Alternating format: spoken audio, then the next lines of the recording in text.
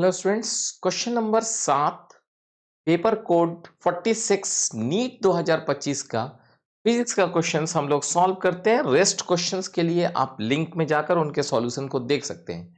Question number 7 आपके सामने है। क्वेश्चन नंबर 7 क्या है? एक अनपोलराइज्ड लाइट बीम है which is in the air and it is incident on a medium of refractive index 1.73 at Brewster angle।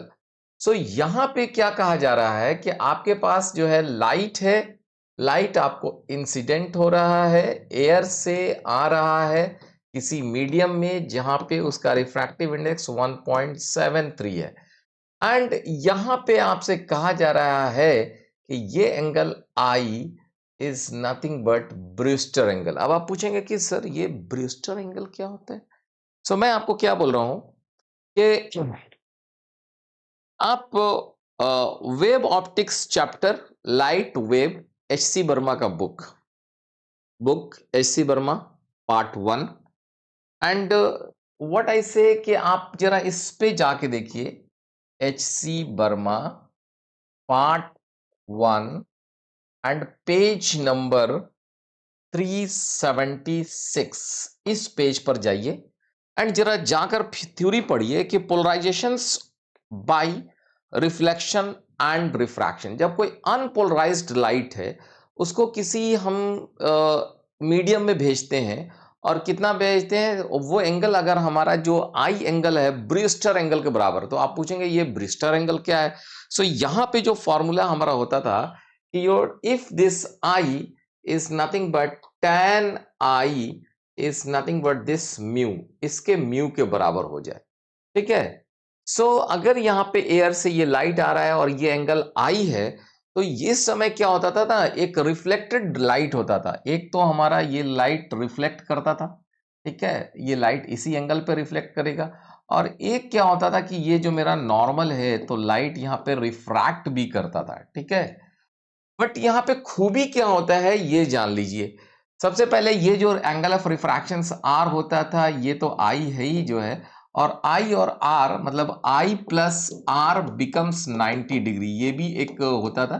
But वहां पे अभी हमको नहीं जाना है। सिंपली यहां पे मैं ये आपको ये बता रहा हूं कि यहां पे देखो म्यू कितना है 1.73 which is approximately equal to root under 3।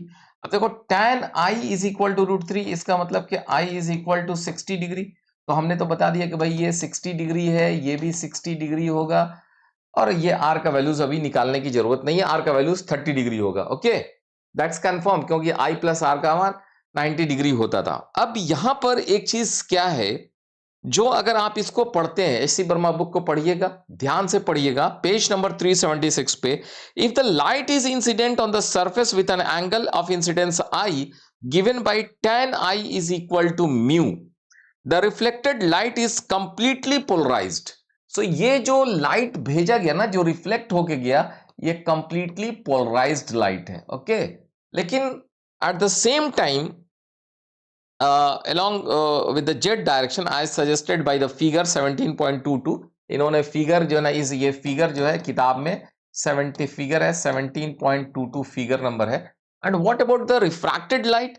The refracted ray is never completely polarised. तो ये लाइट जो है ये कभी भी पोलराइज्ड लाइट नहीं होता है, नेवर पोलराइज्ड। अब आप इसके ऑप्शंस के मुताबिक जो है ना, अब आप अपने सवाल पे आइए। Unpolarized light beam traveling in the air incident on the medium of refractive index 1.73 Brewster angle. The reflected light is partially polarized. तो reflected light is partially polarized, ये ऑप्शन 1 गलत है। Both reflected and transmitted light as perfectly polarized, ये भी option गलत है। Transmitted light is completely polarized, transmitted तो completely polarized होता नहीं है। अब आइए चौथा ऑप्शन पर, reflected light is completely polarized and the angle of reflection is close to 60 degree.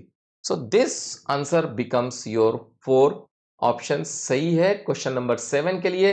And इसकी जो थ्योरी है एच सी वर्मा बुक में अगर आप देखते हैं, मैंने page number 376 and this is part 1 पे है, मैंने आपको बताया।